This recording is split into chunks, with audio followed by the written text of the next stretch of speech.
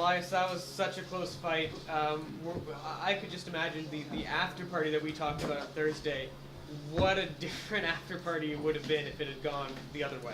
For sure. Again, obviously, win or lose, I love doing what I do. So, the first time I lost the fight, that was a hard one to take. But the second time I lost the fight, I realized that the sun will rise another day, and that's kind of the mentality you have to come into it, because part of game day, part of the importance of being to the best of your ability is believing what you do in the gym can translate in cage time and when it really matters on game day. So, did what I needed to do. It was a close fight, but there's tough individuals that I'll be facing every single time, and he's hungry. He's a very capable individual, and trying to knock my block off, but this big block can take a licking. You showed a lot of heart out there, but I mean, how hurt were you? Because it did seem there were moments that this fight might be over. Yeah, no, I never lost my bearings. What ends up happening is because of my unorthodox stance. Sometimes if I'm not in an athletic stance and I fall into something, someone can catch me. It happens in training sometimes, but at no point did I lose consciousness. At no point was there a flash knockout. It was just literally, let me see my surroundings. What do I got here? Okay. And, another aspect, too, is that he's a big dude, as you can see. So when the UFC weighs you just before you fight, I weighed in about 206, and he was about 223.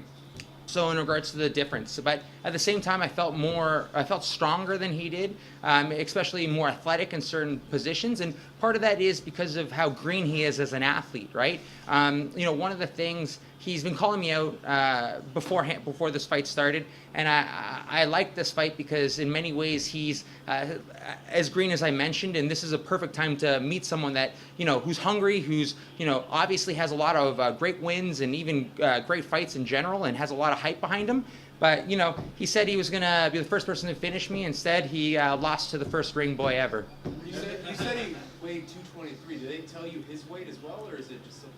No, yeah. So the UFC basically weighs you just before you fight when you come in, and I weighed in again with some of my clothes or whatever about 208 pounds, but minus of what I was wearing, it was probably about 205, 206. Where I would imagine 3-4 pounds on the same thing as him. He showed up at 223 when he weighed in, because there's a little cheat sheet that I kind of looked. I peeked, right? So they what's it called? It said my weight. Or he wrote down my weight, and I look right over at 223. I'm like, oh god damn.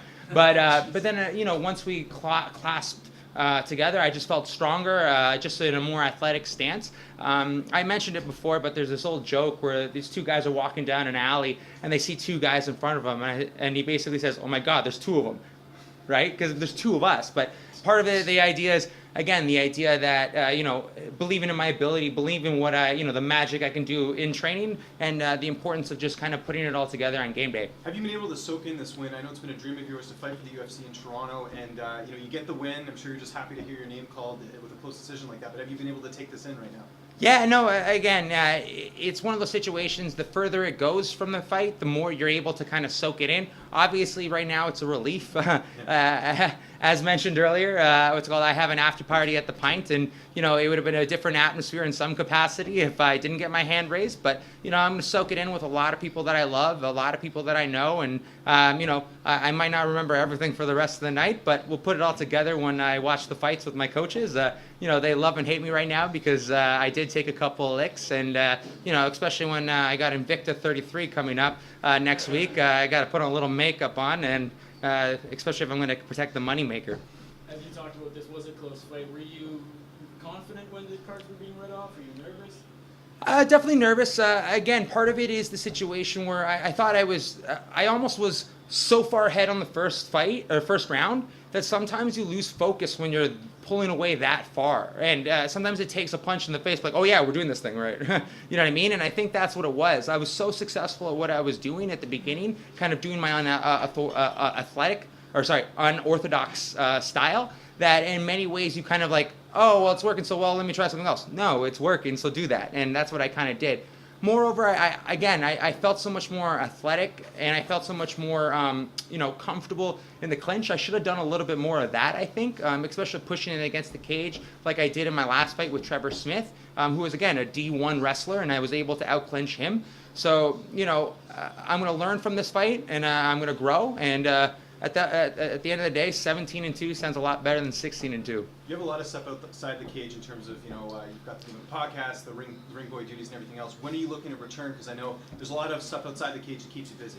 I'm going to take the rest of the year, obviously, to grow and learn. And more importantly, as mentioned, my next fight is not against necessarily one man. It's against the stigma of medical cannabis, and that includes pushing through with my therapeutic use exemption for USADA to be able to medicate as prescribed by my medical doctor and my medical cannabis provider, Solus Health Network. So again, at this point, I was denied going into this fight, and I'm put at a competitive disadvantage compared to my athletes who can medicate with a first-line medication like Vicodin, for instance. So again, not saying that Eryk Anders did, but if he had Vicodin in his system, he'd be totally fine, where if I had cannabis in my system, I would be suspended for months, if not years. And you don't have to take my word for it. Take the Center for the CCS, the Canadian Center for Ethics in Sports, that lobbied last year to remove cannabis in the prohibited list. What it means under the prohibited list is that it is at the same level as HGH and steroids. Again, whatever you think of cannabis, it is not the same.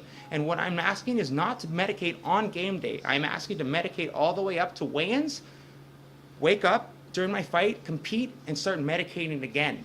The reason that, and again, just as a competitive disadvantage that I find myself in, and also, to put it on an even field that other athletes can use in regards to opting out for their own first-line medications. I have what's called bilateral neuropathic pains. It's essentially nerve damage. And what you saw today is, an example of what I have to live with afterwards in regards to the quality of life that I kind of go into. Again, huge believer in USADA, clean sport, and one of the most proudest moments is when the UFC partnered with USADA. That was one of my proudest moments as an athlete, as a UFC fighter, because the UFC partnered with such a prominent, anti-doping agency, and again, believe in everything that they do, but it's this one aspect in regards to still keeping cannabis on the prohibited list that is an outdated mindset.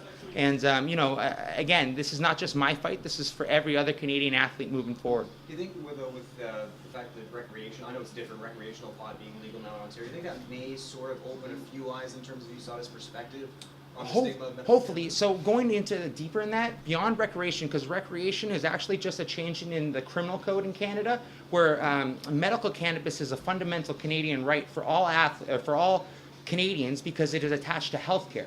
And that's the bigger issue. This is a fundamental Canadian right installed in me, in the Charter of Rights and Freedom, but every Canadian athlete and every Canadian moving forward. So this is not just about me, this is bigger than myself, and this is about what I want to do for others, because I want to take my platform and run with it. But your take on recreational pot, like for example, like Nick Diaz has been in the headlines for this before. Your take on athletes using pot from a recreational standpoint. So and you saw this yes, against what I would argue in the sense that athletes, again, because cannabis is under prohibition in the U.S., athletes and patients and individuals are self-medicating because they are not allowed to do it under prescribed by doctors. Canada, for the last decade, has been able, again, to medicate. And that's why I urge all other individuals not just to rely on, recreational cannabis, because the aspect you're possibly self-medicating, and it's better to do that with your doctor, because medication and medicine is a very personal thing that you should learn and empower yourself as a patient. So beyond recreational, and I would still kind of fight with that word recreational, especially when it comes to athletes and potential individuals that are self-medicating without, or self-medicating under the current prohibition that the U.S. finds itself in. Specific to tonight, how much different would this fight have looked if you were able to use medical? Well, at this point, we won't know because I'm not allowed to, right? But I think the difference is just in the proof in regards to the quality of care or the quality of life that I find afterwards.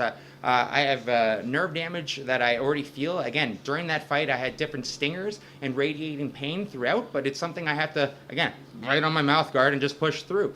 It's a competitive disadvantage that I currently find myself in, but anything worth fighting is hard, long, and it's a fight I'm willing to take. What about CBD oil? CBD oil. There are properties that it also cannabis. Is that something you're currently taking? Because that is allowed. CBD, yes, and it is, but one has to be careful in regards to CBD because it's actually an extract in regards to it. But moreover, what's it called? And to have the true properties of cannabis, you have to have that chemical reaction in regards to THC. That's where the real medical aspect is in regards to what I suffer from neuropathic pain. If you want to do something with CBDs, that's more in regards to epilepsy, that's more Parkinson's. Those are the areas that those have found in regards to different studies for rats, et cetera, which is a blueprint for others moving forward in regards to medical aspects. Again, THC is what works best for me, and again, I'm going to keep pushing through until I'm able to do it.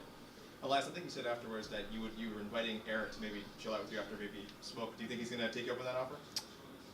We'll see. Yeah. What's it called? I'm not gonna. Hey. There's a lot of cameras here. I don't know if you know this. What's it called? Again, he is a true competitor through and through. It's like a ship brick house. It's an honor to step in the cage with every individual that I have, the ones that have beaten me, the ones that I've beaten, and I said beyond that, I'd love to help him on the mats too, in any way, shape, or form. He has a real bright future ahead of him if he's able to, grow as a martial artist. What he's been able to accomplish already in such a short amount of time, and especially if you look in the aspect of him, he's fought 4 times in the last year. Obviously, he's game as a mofo, so he needs that time to grow as a martial artist. He's an athlete through and through. You can look at his career as a linebacker in a previous life, and obviously at Bama, and his story as a linebacker in general, and the potential of going to CFL, et cetera, et cetera. But it was an honor to step in the cage with him, and it would be an honor to help him get his hand raised next fight. What's it like to now be on your longest winning streak? Repeat that one more time. What's it like to now be on your longest winning streak since March 2015? Yeah, no, it feels great. I'm a little bitter because I think I beat Brad Tavares, but it's okay. That's probably why I won't fight in Vegas again. No, I'm just kidding. Half joking.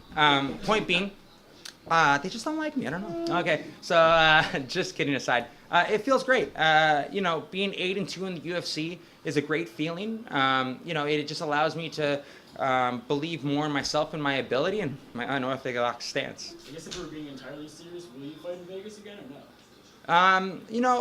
There's one of the shining aspects in regards to where Vegas finds itself is it has a very progressive stance in regards to cannabis. Part of my process in regards to TUE, even when USADA grants me my therapeutic use exemption, there'll be different commissions that say yay or nay, and I'm only going to fight places that respect my fundamental Canadian right to medicate as prescribed by my doctor.